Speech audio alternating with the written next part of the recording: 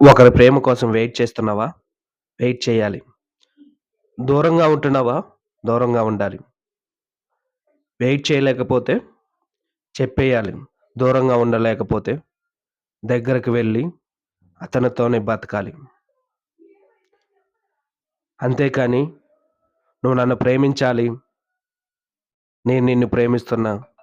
నువ్వు నన్ను పెళ్లి చేసుకోవాలి. నువ్వు నాతోనే మాట్లాడాలి. నువ్వు నాతోనే ఎక్కడికైనా రావాలి. నువ్వు నా నువ్వు నాతోనే టైమ్ స్పెండ్ చేయాలంటే అది ప్రేమ ఎందుకవుతుంది? స్వార్థం అవుతుంది. డిమాండ్ అవుతుంది. కోరిక అవుతుంది. ప్రేమ ఎప్పుడు డిమాండ్ చేయదు.